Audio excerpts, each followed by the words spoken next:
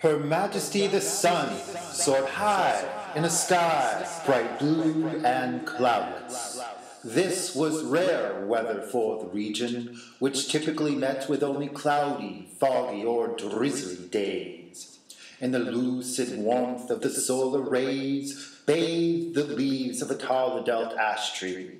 In the somber shade underneath this green umbrella sat a stripling leaning against the trunk.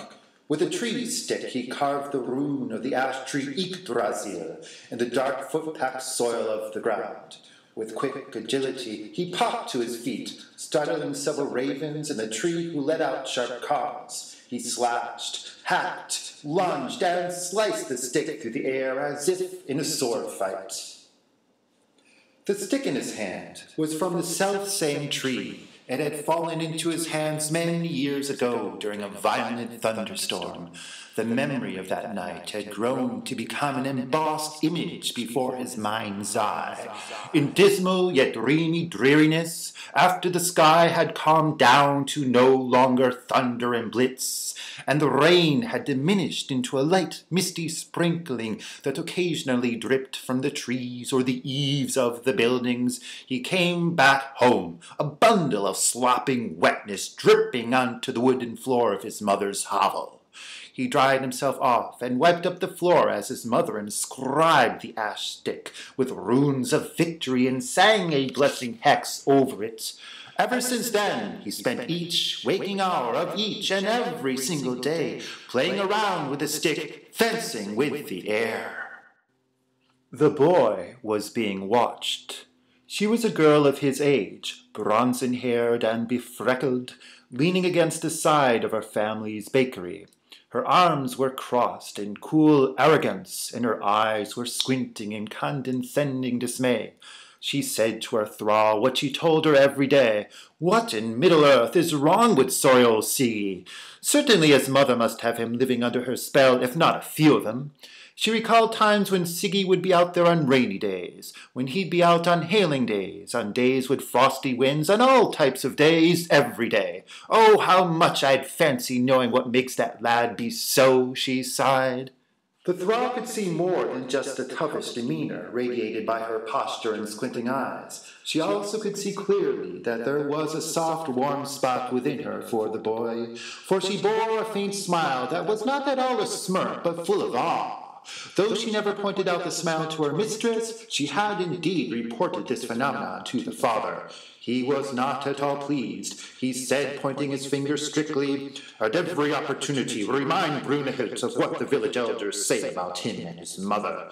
The thrall spoke. "Remember, my lady, that he is but the village idiot." "Oh, do hold thy tongue, Gertrude."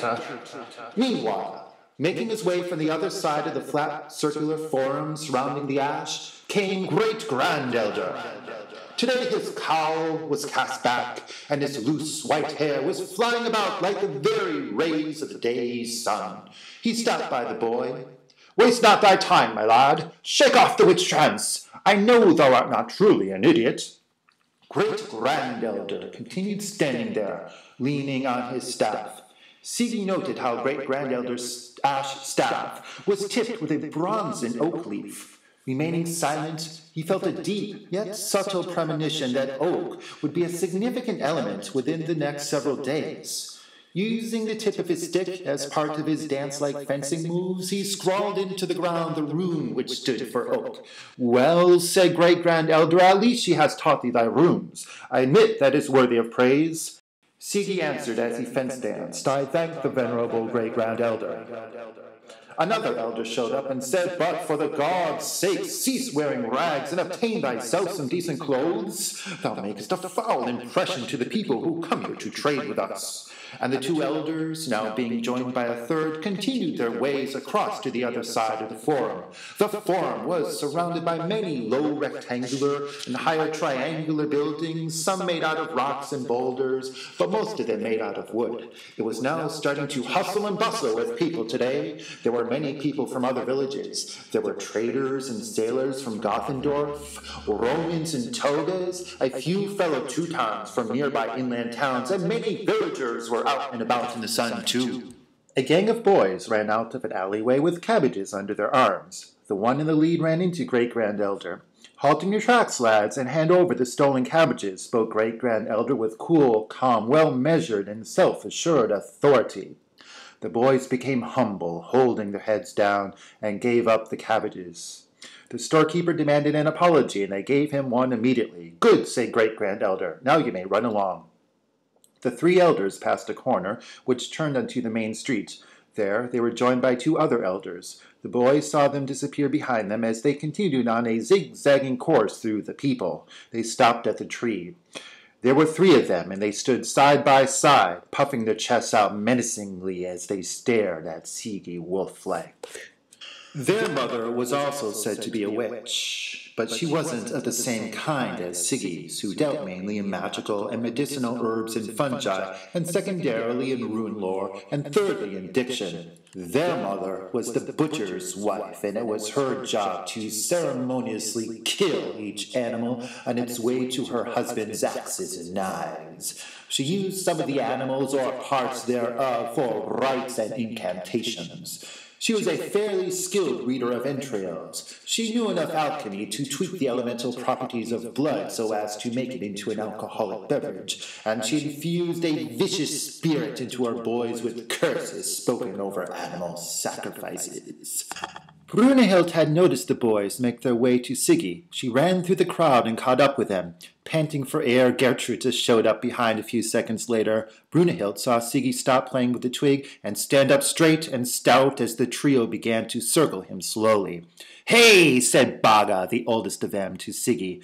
Baga smirked, and he looked like a rat. Just the other night his mother had sharpened his teeth.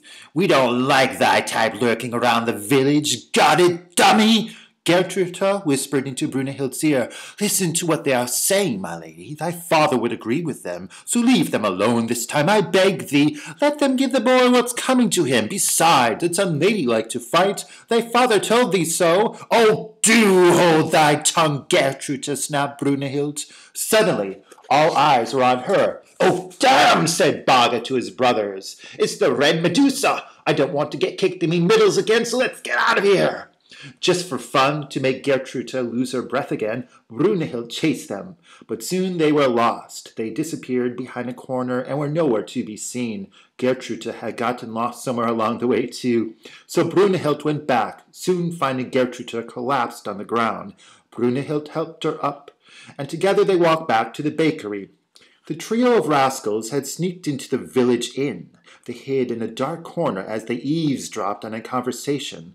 It was a conversation of great import. To be sure, it was an official meeting being held by the village elders. Great-Grand Elder was sitting at the head of a table, and he took a sip of his mead as he cocked his eye to catch a look out the windows to his right side. The window overlooked the docks, which were very busy with crews and merchants loading and unloading. Located on the side of the docks opposite that on which the inn was situated was a long, low, rectangular building carved with the word Mercantorius. It was to and from this building that the busy workers labored to carry various crates, boxes, baskets, and cases.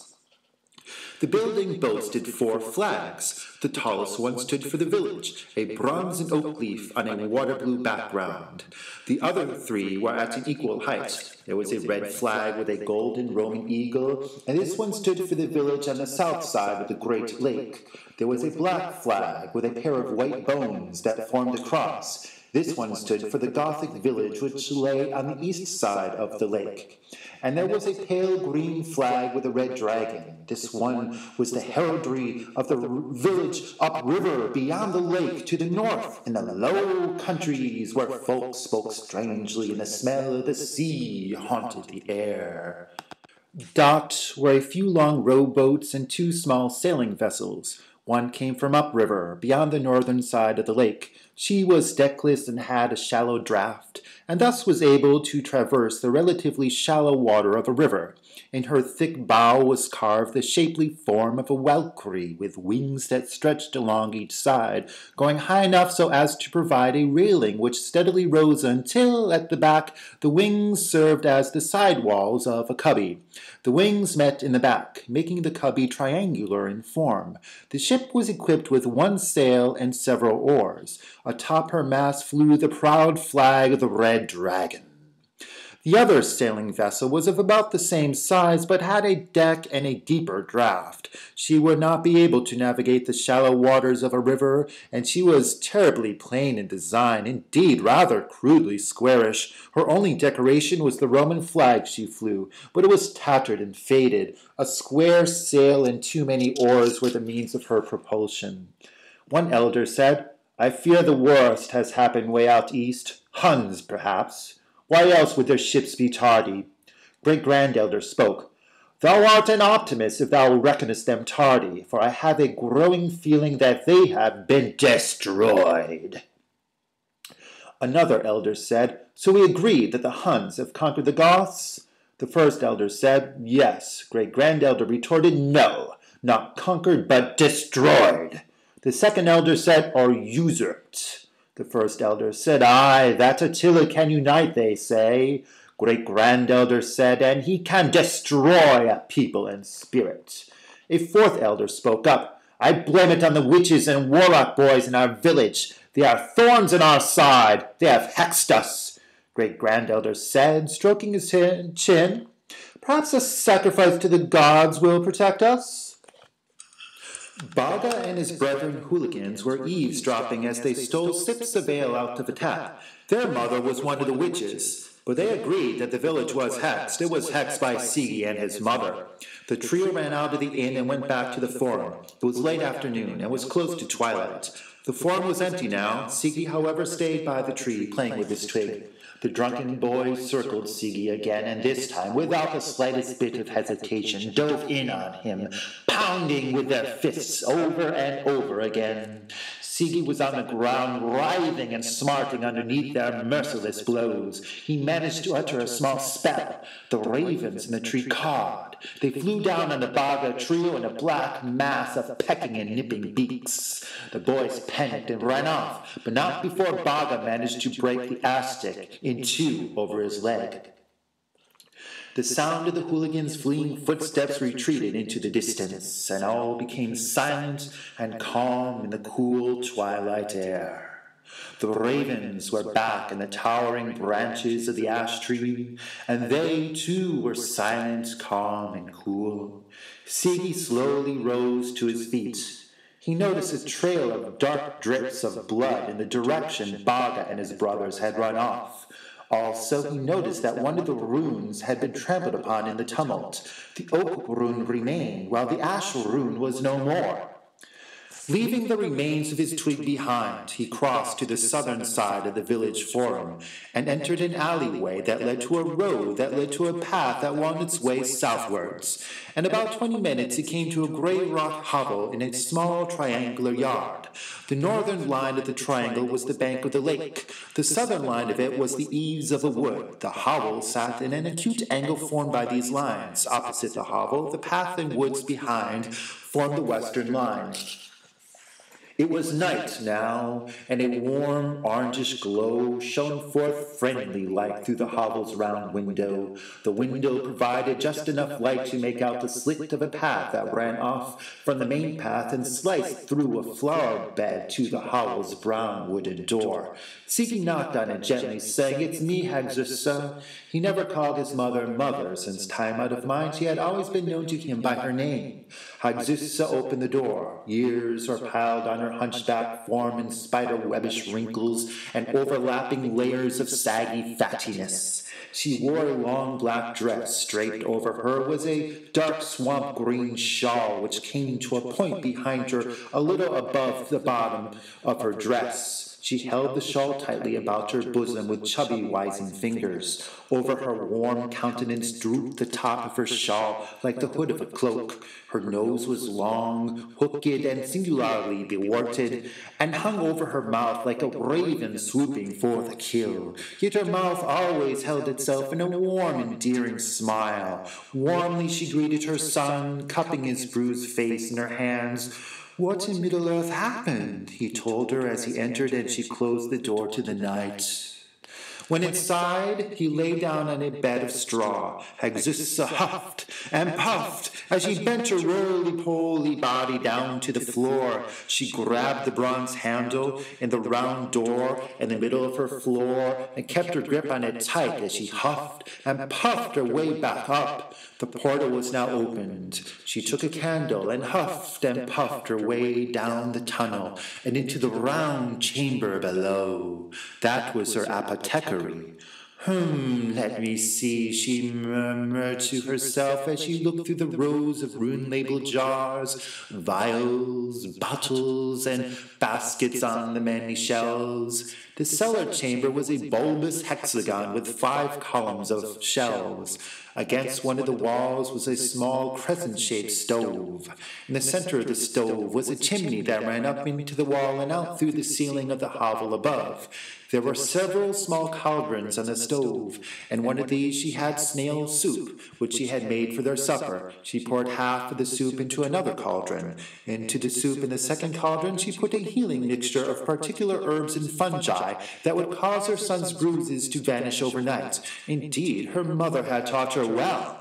She brought 2 bowls of soup upstairs, and they sat quietly at the table there for a long time, dunking and munching on crispy bits of bread and sipping away. Then there came a tapping sound at the window. Hagzusa got up and opened it. A raven sat in the circular opening. In its mouth was an eyeball. It let it fall to the floor. Plop! Then, with a brief rustle of its black wings, flew away. "Gods, I can't believe this happened to me!" screamed Baga hysterically as his mother tied a clean white cloth around his head to cover his empty left socket. Baga and his brothers Ard and Og, and his mother and father Naga and dwelt in a long, low wooden building built in the midst of a weedy garden of stone ruins from an ancient fortification. Only 2 rooms remain. Used one for cleaning and storage. Naga used the other as a slaughterhouse. Sidi and Hagzusa sat at the table by the light of a single candle. The window was now closed. "This is a serious omen indeed," spoke Hagzusa. "Tomorrow I shall consult the elders." Then she added, "The medicines I infuse into thy soup shall cause thee to sleep late. Tomorrow night thou canst go a-pickin' for me." Sidi's sleep was haunted by a dark dream. There was a mountain, tall and snowy, and on its swooping climb stood a dark-cloaked figure. He held a staff of ash tipped with the silvern semblance of an ash leaf. He wore a black eye patch over his right socket. 2 ravens flied about, above and way behind him. Then, like ice suddenly melting into water, this vision yielded to a flowing river. He was riding its currents inside a small basket. On and on he went. He found himself missing the black figure. He knew he had some deep connection to him, that in some hidden way he was closely related to him. Then the basket stopped. It ran aground onto a low outlay of dirt, almost like a small beach, except that it was brown and full of tree roots. He was at the eaves of a forest, and a less old Hagzusa was picking him out of the basket. Suddenly, he realized that in the dream he was a baby. A cock crowed. He got up, or rather, tried to get up. The medicine was still working too powerfully within him. He could not get up yet. He recalled his mother saying that he should sleep late today. He tossed and he turned a few times as the cock was still crowing. Soon he found himself too tired to even toss and turn. But at that very moment the cock became merciful and shut the Hades up. At twilight he arose fresh and put his rags back on. He went south on the path. It wound and zigzagged on and on through the woods. Finally he came to the edge of the lake, where there was a narrow wooden landing stage. A small, flat ferry boat was moored beside it. At this part of the lake, a peninsula stretched out from the lake's southern side. The way was short to the landing stage on the other side. His Majesty the Moon was full tonight. In a ghostly aura, he managed to permeate a corner of the canopy of clouds. Some of his eerie glow leaked through to dab the tips of the small hills and to enchant the wisps and strands of fog with a hollow light. The light-hauntedly phosphorescent fog strands snaked around and hovered about the many hills. The hills were actually not natural, though each one through time had become grass-covered. They each were earth dug up by human hands to surround a tomb, for they were man-made barrows where the villagers buried their dead. Siggy followed the course his mother had taught him, slowly winding his way through this uneasily quiet labyrinth of gullies and folds. He stopped at the eaves of a likewise ominously silent wood located on the south side of the burial fields. Siggy began to scrutinize the ground for magical herbs and fungi to put in a wicker basket he carried. He looked under stones, among the roots of trees, behind the spiderwebs at the entrances of hollow logs, among the reeds of little bogs, and in moss beds. Hours passed. Finally, a cock crowed muffled through the distance in the direction of the village, north.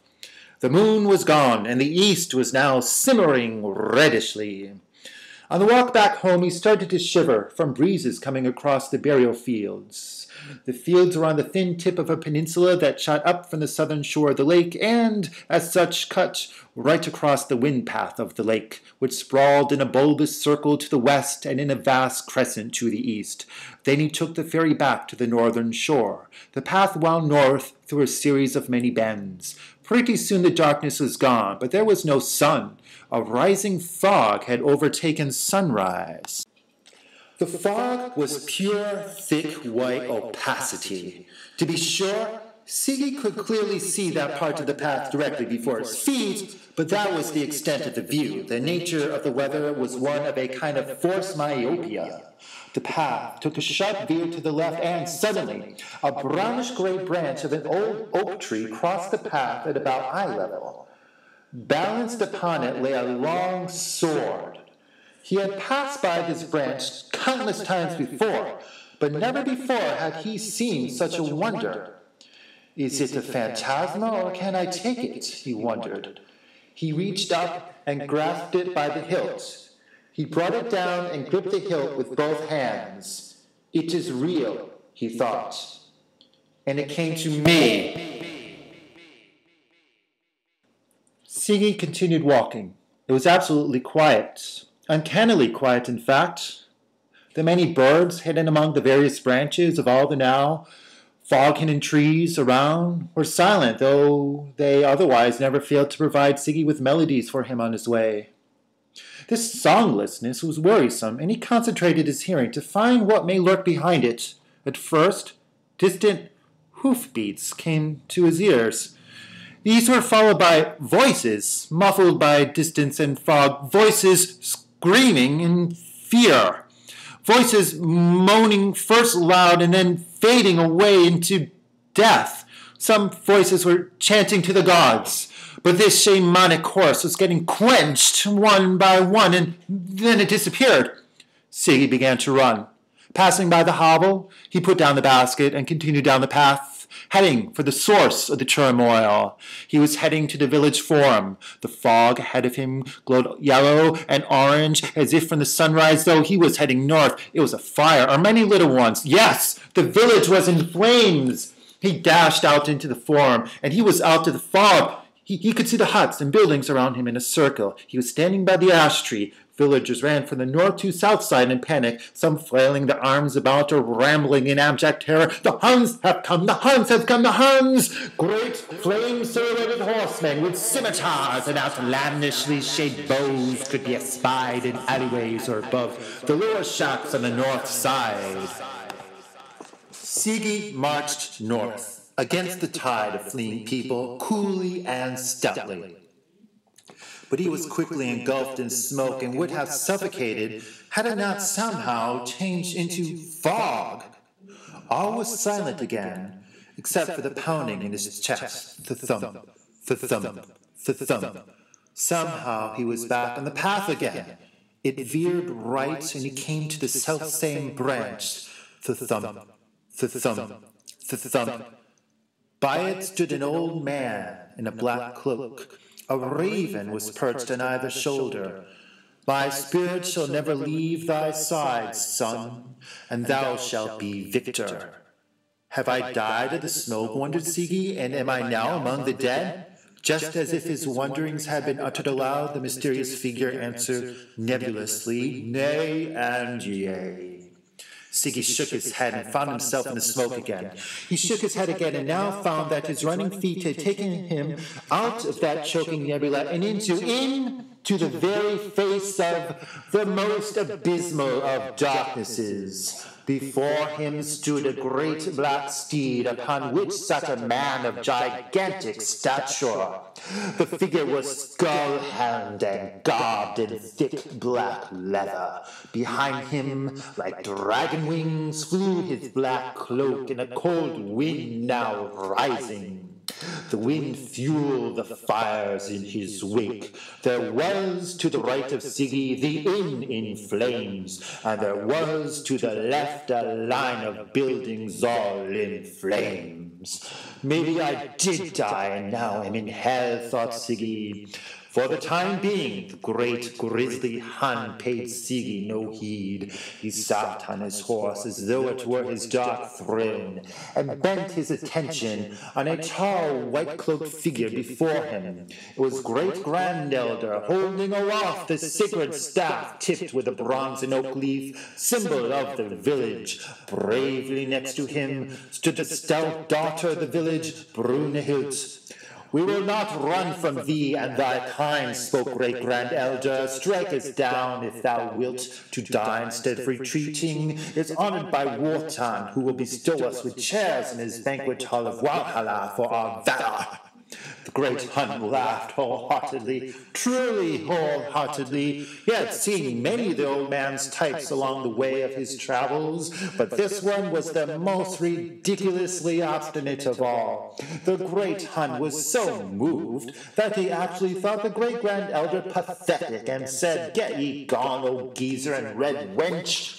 I have no desire to waste my strength on unworthy game. Take me to your gold and I will kill you fast." The great Hun laughed again. Then he reared his steed onto his hind legs, and even the horse and his name seemed to be laughing along with his master. Even Huns have a sense of humor of sorts, thought Siggy. Seizing opportunity, he leapt forward and lunged his sword into the heart of the horse, with quick agility moving aside as the horse fell. The Hun's leg was broken under the side of the horse. Siggy seized the second opportunity. He slammed the sword upon his helm and cleaved it asunder. Suddenly, out of the inferno came another Hun. He was shooting arrows, one after the next, with devilish rapidity. Great-Grand Elder and Brunhild were hit and down, but Siggy dodged the arrow meant for him. A couple more flew past him by the time the Hun put his bow aside and drew out his scimitar, holding it out to the side, ready to slash. Siggy stood firmly and patiently, counting his breaths as he awaited the onslaught. When Siggy's sword met with the scimitar broke like brittle wood. The horse made a wide loop before coming around again. This time the Hun rider bore a throwing dagger. Even as the Hun threw it, Siggy lunged forward under the dagger, then stood tall, cool, and firm. He felt the rider pass him in a rushing breeze that threw his hair back. In the meantime, he had held the sword with its hilt before him and its blade crossing his right side and pointing behind him. In this way, he had slashed the leg of the rider effortlessly. The rider halted his horse and turned it around to face Siggy. He put a hand to his leg and held it before his face, taking note of blood. Then he looked Siggy straight in the eyes and hissed. He seemed to be preparing to charge at Siggy, his weapon only his hand outstretched like a claw. My, this is a hot-headed one, thought Siggy. But then Siggy found that the Hun had simply made a hand signal to others behind him. They came in now from either side. Siggy prepared to fend off the right attacker while probably dying by the scimitar of the Hun charging in from the left. That would be the best he could do. That would at least mean a hero's death in Valhalla. He watched the right attacker approach. Right when he could see the red of his and his horse's eyes, a sharp cry sounded to his left. He had no time to look to see what had happened. Concentrated on the weapon that was about to strike his, it was not a scimitar, but a mace. His sword did not so much hit the other weapon as get hit by it. He ducked as his sword went flying out of his hands to get trampled by the horse passing by. He looked back at the horse and saw Brunhild there, with an arrow sticking out of her chest, yet she was now standing. With a village staff she had dismounted and bludgeoned to death the Hun that had been coming at Siggy from his left side. And now she prepared herself to take on the Hun that had caused Siggy to lose his sword. "Look out behind thee!" cried Brunhild to Siggy. He spun around and saw the weaponless Hun now approaching with his claw hand, ready to grab up Siggy. Siggy could imagine what that angry, nasty Hun had in store for him, to capture him and make him wish he were dead, yet not kill him. Siggy refused to let fear muddle him. He ran back to find his sword. He picked it up just in time to get up, turn around, and slash the Hun's wrist so deep that the Hun's hand lopped clean off. The Hun made terrible whoops of agony as he rode off wildly to never return. In the meantime, Brunhild was parrying against the mace-wielding Hun. When Siggy joined her, the Hun was distracted for a severed second by a flash in Siggy's sword, and she was able to jab him in the guts with the end of the staff, knocking the breath out of him. The Hun retreated and left the village. Whatever other Huns were left retreated now too. The village, they told each other, was not easy prey after all. Siggy and Brunhild gazed into each other's eyes, and it was like looking into the mirror. So one in spirit did they feel. Siggy pulled her to himself, hugging her, clenching her in his arms warmly. Brunhild sighed like the breeze over the meadows. He began to give her a kiss, shallow at first, then deep and deeper. She could no longer sigh and shut her eyes. He gazed into the reddish bronziness of her hair, loving each and every single strand of it, and kissed on. In the meantime, the villagers stopped retreating. Some went to put out the fires, others took away the body of great-grand elder, still others stood in a circle to watch the immortal kiss of two heroes. But even as Siggy kissed Brunhild, she was fading from this world. She coughed up blood and Siggy gagged on it. Their faces no longer engaged. He looked at her. She no longer breathed. He loved her. He was in love with her. She was dead.